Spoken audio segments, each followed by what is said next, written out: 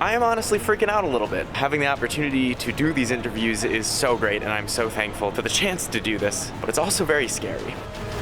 But how did I get here? Well, on the deadline day for San Diego Comic-Con press applications, which also happened to be the night of my college's senior formal, I threw together an application to go to Comic-Con as a press outlet. Given that my outlet was Swainami, and my qualifications were that I watched down bad anime during quarantine, I didn't like my chances. But to my surprise, I actually got it. So, I booked an extremely last-minute flight, got a hotel room, and invited my good friend Esper to come with me. And then, somehow, even more chaos ensued. I got invited to off-site events, exclusive parties, and most importantly, I was asked if I wanted to conduct interviews with actual celebrities. And out of all the emails I received, there was one that really surprised me. It was an email from Hulu asking if I wanted to interview people from 2 of their animated shows. And the name that immediately caught my eye was Justin Roiland. I later realized that I was familiar with almost all the names on the list, but personally, seeing Justin Roiland's name was really special to me. I love Rick and Morty, and despite all the stupid memes about the show's fans, it's a really smart show. Despite there being insane antics in every single episode and there literally being a character called Mr. Poopy Butthole, the entire Smith family still seems real. The mix between serious, heartfelt moments and Justin Roiland's unique brand of humor is something I've yet to see out of any other show.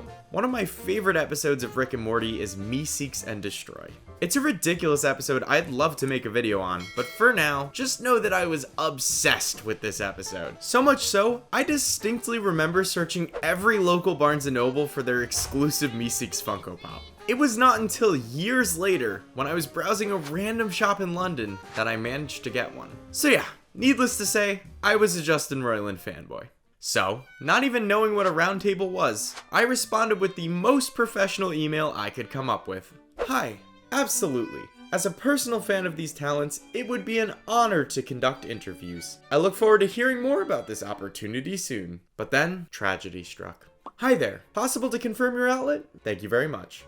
The gig was over. Just as quickly as the opportunity had appeared, it vanished. The PR team at Hulu had seen through my antics and realized I'm just some TikToker with no real press experience. So, after having a mini crisis, I responded with the best response I could possibly come up with. I reaffirmed that my outlet was Swainami, and I pumped up my numbers as if they meant something. A full week passed and I heard nothing. But right when I was about to give up all of my hope, I received a response. Thank you so much for your interest in participating in the press rooms for Solar Opposites Season 3 and Koala Man. Just reading that preview had the same vibes as a college rejection email, but I decided to open it anyway, and well...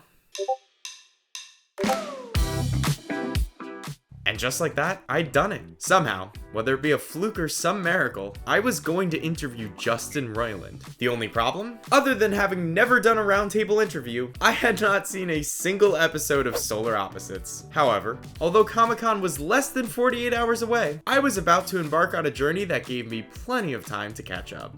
One thing that struck me as I watched the show is just how human the aliens felt. Sure, the show was about aliens crash landing on Earth with the sole goal of terraforming the planet, but as the episodes went on, I realized just how well the heartfelt moments complemented Roiland's ridiculous humor. I ended up leaving the plane with a newfound appreciation for the show and an important question to ask the writers. And we've landed. That felt like a lot longer of a flight than it was. And after checking into a hotel, grabbing some food, and going to Comic-Con's preview night, I finally managed to get some sleep.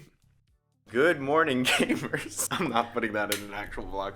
The morning of the interview ended up being pretty chaotic, but as the day went on, I got increasingly nervous about the roundtables to come. Spending time in the press room gave me major imposter syndrome. Most of the reporters were editing footage or working on articles, while I was just some doofus running around with the camera. I'd even brought my Meeseeks Funko Pop for Justin Roiland to sign, but seeing how serious everyone else was, I felt like I was just being unprofessional. But luckily, those fears were alleviated the second Justin Roiland arrived at our roundtable. I love those pins, by the way. Those are amazing. Those are my favorite. I brought it because I was hoping you... I'm happy. Here, let's do it while we're talking.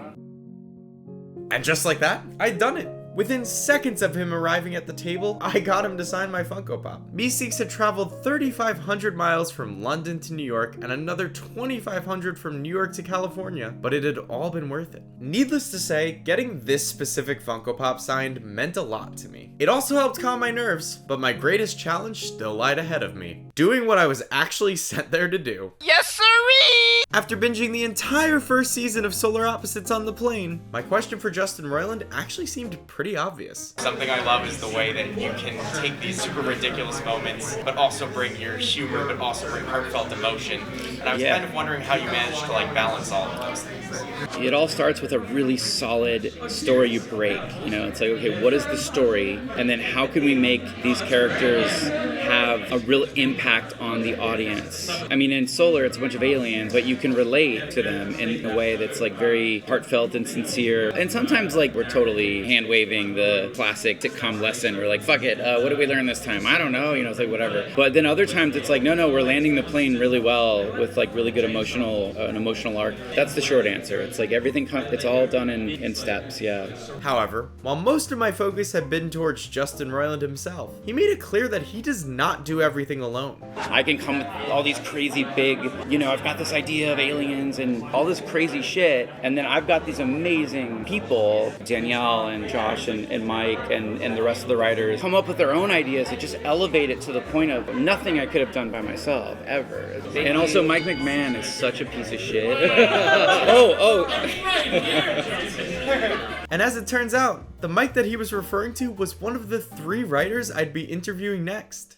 I'm Mike McMahan. I'm the co-creator and co-showrunner with Josh of Solar Opposites. Hi everyone, I am Josh Bycel, one of the showrunners and one of the writers on Solar Opposites. And I'm Danielle Uhlarik, writer and producer. Since Justin Roiland had given much of the credit to the writing cast, I figured it was only fair I asked them the same question. It's really important to us. I came on at the beginning when Justin and Mike had already written the script, and what I loved about this show from the very beginning is that it had a heart to it. One of the things that Mike and Justin said from the beginning is we really want to go into every episode as if it was a multi-camera sitcom situation, right? We're going to go on vacation, we're going to do this, and then how can we twist it in as many ways possible, but always come back in the end. And I think we really make sure to do that when we can with almost every episode. And as comedy writers, we're always about undercutting, we're always about trying to find the joke and stuff, and I think in 3rd season, that was the first time where we literally came in the first day and we were like, okay, it's really hard, but let's really make an effort to make sure that you can tell that across these episodes,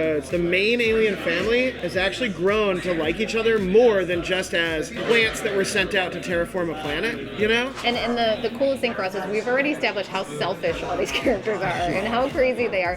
But watching these selfish, crazy characters sacrifice for each other, even if they were kind of missing the mark a little bit, but their heart's in the right place, was fun for us to do with the silliest jokes. Yeah. I think one thing that's really obvious from each of these answers is just how much each cast member cares about the show. And that care extends past the writers to the voice cast. Which one thing that really surprised me was just how similar some of these actors were to their characters. I mean, just listen to how these voice actors introduce themselves. I'm Thomas Middleditch, playing Terry in Solar Opposites on Hulu. I'm Sean Giambrone, I play Yumyulack. My name's Mack. I'm the lady. I mean, come on. That is exactly how you would expect Jessie's voice actor to introduce themselves. However, not every voice actor saw themselves as a splitting image of their cartoon counterpart. I'm the opposite of Terry. I'm quiet and probably bummed about something. And Terry's just this loud, brash, says whatever he feels kind of guy. And I think for that reason I like to play it, because it's just very different than me. But in a way, I think that's the beauty of a cartoon. Things don't have to line up with reality. And the voice actors don't even have to look the part to play their characters. Because of this, there's a lot of creative freedom that goes into creating a 2D show, which is why you can come up with some crazy cartoon ideas, such as, for example, a not-so superhero named Koala Man trying to fight petty crime in his very Australian neighborhood. Yes, that's the actual plot behind Justin Roiland's new show, Koala Man. Not only that, but the show's co-creator Michael Cusack has been creating animated shorts on YouTube for many years. He He previously worked with Justin Roiland on a Rick and Morty parody that you've probably seen on YouTube or Adult Swim. So naturally, as a self-proclaimed YouTuber myself, I had to ask him about the shift from YouTube to traditional media. Doing something on YouTube, it's pure freedom. I can just think up anything and do it completely. But when you collaborate, it's never going to be that. But what I had to realize is like, drop your ego for things, because collaborating is going to make certain things better than you would have expected. It's been like a roller coaster of emotions, relinquishing some creative control. Because I think when I was on YouTube, I was a big control freak. So this has been a big lesson in how to not be that and just choose your battles, really. Like, what's something that you really care about, and what's something where it's like, I'm going to put the trust in someone else here. And it's been a learning curve in collaboration, which has been really fun. So see, kids, collaboration is important. Unless you're me and you commit to making your YouTube videos entirely by yourself. And said video is 3 weeks late because of it. But in all seriousness, I have to give a massive thanks to the PR team over at Hulu for even letting me do this. I know this is different from your typical press coverage, so I really appreciate you taking a chance on me, and I hope you like the video. And to everyone else, go watch both of these shows, and tell Hulu that Sway sent you. But with that, I need to get some sleep, so I will catch you in the next video.